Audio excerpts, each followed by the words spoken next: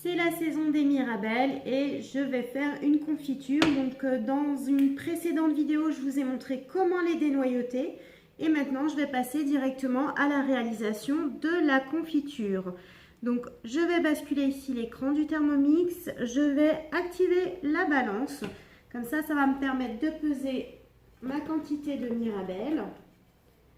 Hop. Et donc là, j'ai 747 grammes. Donc je fais la tare et maintenant je vais rajouter le sucre. Donc je vais verser 500 g de sucre. Donc je mets toujours moins que la quantité de sucre, puisque sur la plupart des recettes de confiture c'est autant de sucre que de fruits. Moi je vais en mettre un petit peu moins de 500 g parce que déjà les mirabelles c'est assez sucré. Et les confitures aussi. Donc allez hop, 450. Et ensuite je vais presser un petit peu de citron dessus. Donc il me restait un demi-citron que j'avais commencé déjà à presser pour autre chose. Donc hop, je finis de presser. Donc en gros ce sera le jus d'un demi-citron. Je referme le couvercle, j'enlève le gobelet. Et ce que je vais faire, je vais placer par-dessus le varoma, mais sans le couvercle. Ainsi, si ça déborde, quand ça va bouillonner, eh bien, ça sera contenu dans le varoma et j'en mettrai pas partout. Donc, je reviens ici à l'écran principal.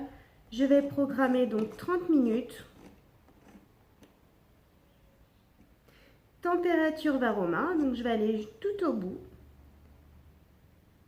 Et je vais mettre vitesse 1. Et voilà, dès que la sonnerie retentit, hop, j'enlève le varoma du dessus. Je vérifie.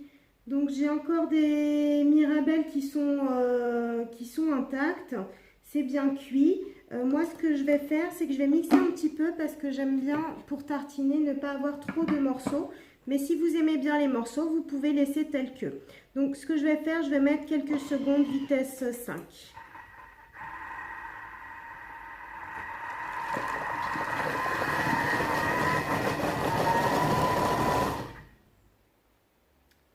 Voilà, 2 secondes vitesse 5.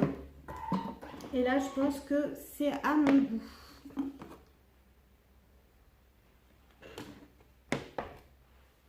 Alors, je vais racler simplement, rapidement, le couvercle. Et je vais positionner ça sur mes pots. Donc, ça va m'aider à verser sans en mettre partout.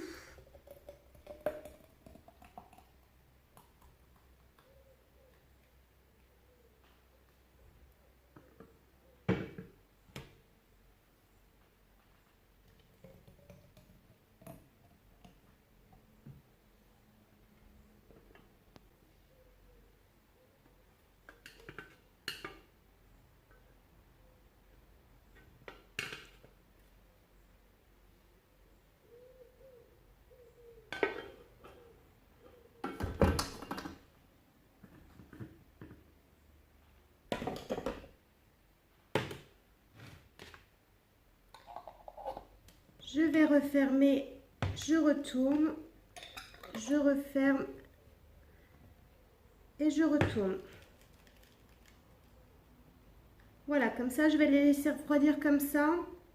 Les pots seront bien ébouillantés ainsi et ils seront stériles. Et donc en gros, avec cette quantité-là, j'ai fait 2 pots, un plus rempli que l'autre. Donc vous voyez, c'est tout simple de faire ces confitures. Donc vous avez énormément de variétés de confitures que vous pouvez faire avec tous les fruits qui existent.